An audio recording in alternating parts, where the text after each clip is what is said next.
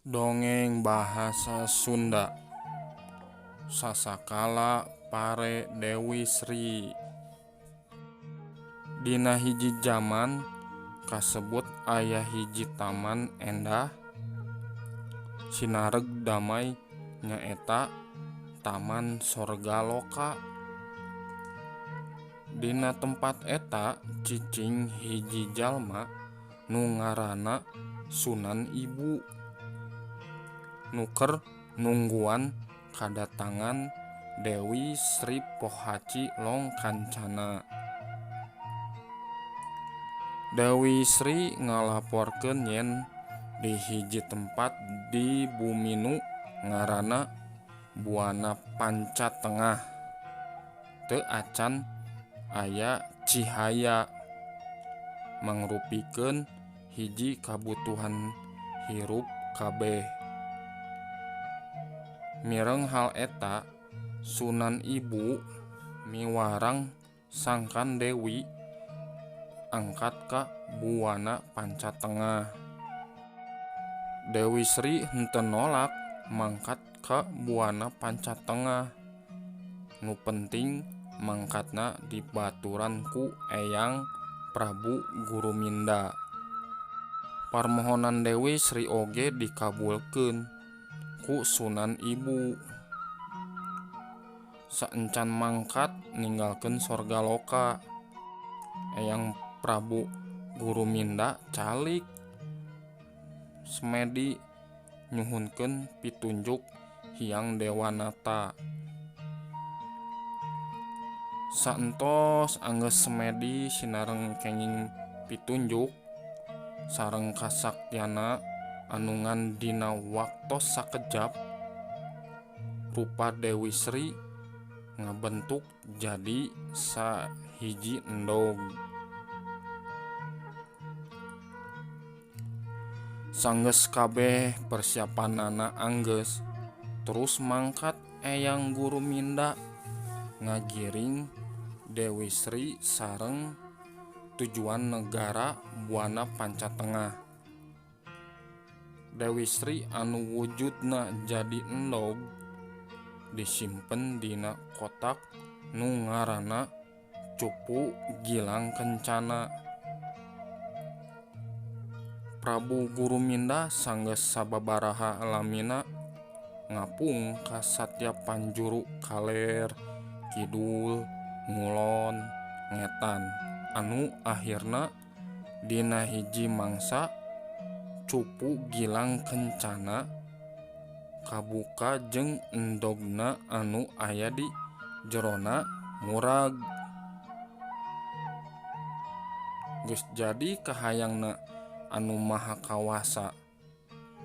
Endog nu eta teh murag di hiji tempat anu mana eta tempat dicicingan ku Dewa Anta. Dewa Anta anu terangeun di tempat cicingna aya endog, mangkana eta endog teh diingu. Sanggeus sababaraha waktos lamina eta si endog teh netes nya terus lahir hiji wanoja anu geulis anu teu aya babandinganana, anu teu aya lain nyaeta Dewi Sri. Dina sajeroning kadewa saannana anu geulis pisan, mangkana kasebar berita ka sakabeh nagara pedah kageulisanana jeung sang putri. Terus pada daratang para raja-raja anu aya maksud rek ngalamar sang putri anu rek dijadikeun prameswari. Dewi Sri ngengingkeun pinangan ti para raja, tapi Dewi Sri henteu rumasa bungah. Pedah lamun manehna narima pinangan berarti manehna geus ngingkar tugas anu dimandetkeun ka manehna.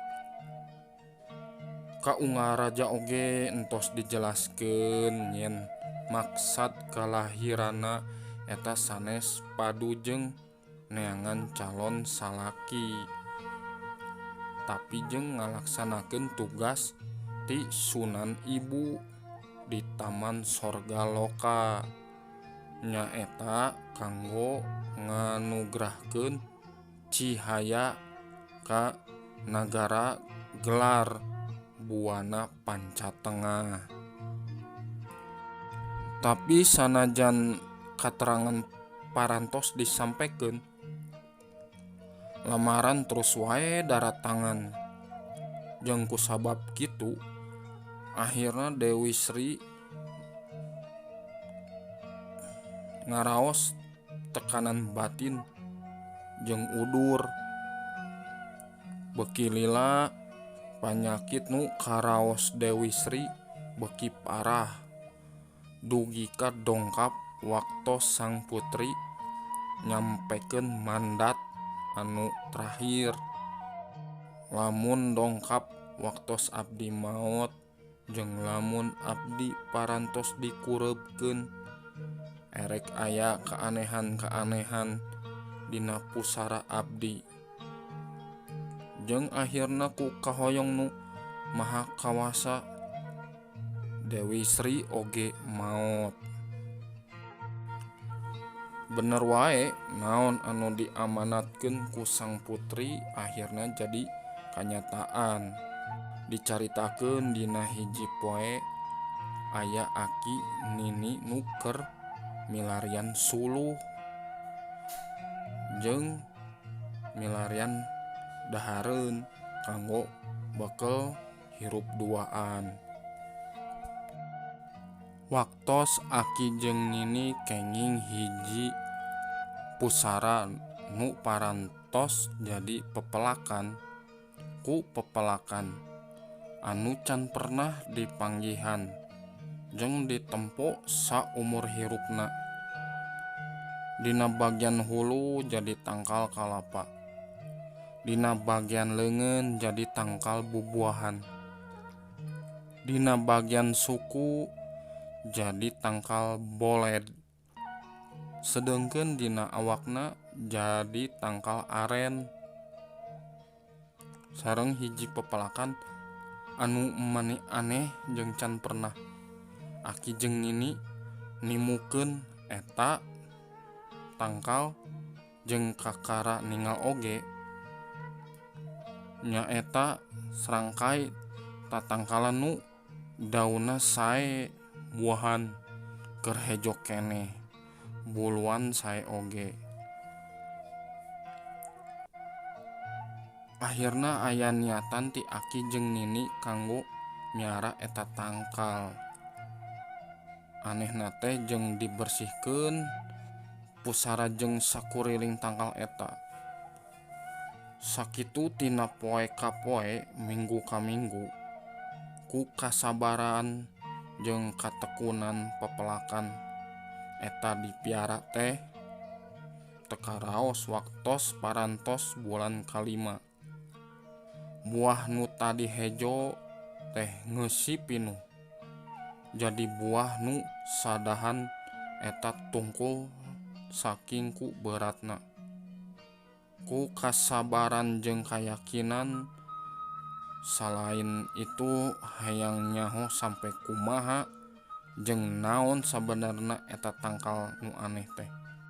Saentos sababaraha lami bade ka bulan kagenep, ditingali deui tangkal eta teh jeung siki-siki buah tadi nu jadi koneng jeung resep ka tempona. Saentos kaduana ngahuleung, akhirna aya niat rek metik eta buah. Saencan diala eta buah teh diasan heula pek teh eusina bodas jeung amis rasana. Aki jeung nini nyiapkeun dupa jeung seuneuna kanggo meulem menyan kanggo menta idin ka Hyang Widi. Saentos meulem menyan, dipotong eta tangkal nu dimaksud jeung mani ngejat Aki jeung Nini eta pedah dina dahan anu dipotong tadi ngaluarkeun cai bening sinareung seungit. Tapi kanggo Aki jeung Nini henteu hanjakal kusabab apal yen kajadian ieu parantos jadi kahoyong nu kawasa. Tapi aya niatna kanggo melak eta tangkal deui jeung siki-siki buah tadi dipelak deui di sakuriling pusara Dewi Sri. Kaajaibanana oge kajadian deui kusabab ku sakarejep ge siki-siki tadi hirup jeung entos buahan. Aki jeung Nini langsung nuar jeung sakarejep oge dipelak deui siki-siki koneng eta sampai ka terus ka ulang-ulang sampai kakumpulkeun beungkeutan siki-siki buah koneng anu loba pisan. Ku kajadian eta Aki jeung Nini jadi lieur meunang hasil loba pisan dina waktos tereh. Dina buah saadahan selain eta naon anu maranehna boga teu acan nyaho naon jeung naon ngaranna eta buah teh. Akhirna kusabab Aki jeung Nini lalaieureun malah teu acan kenging kaputusan kanggo masihan ngaranna. Sahingga ujug-ujug Nini ngusulkeun yen kusabab Aki jeung Nini bingung teu tiasa aya kaputusan jeung hese kanggo milihna. Anu dina basa Sunda mah disebutna paparelean. Akhirna buah eta teh disebutna ngaran pare.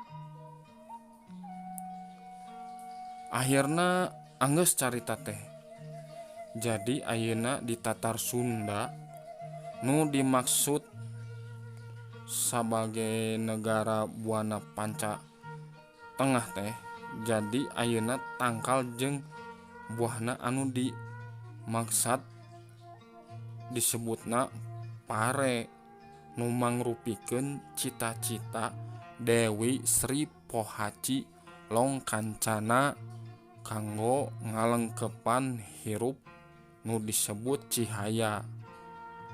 Kusabab kitu jalmi-jalmi sok nyebutna Dewi Padi nyaeta Dewi Sri.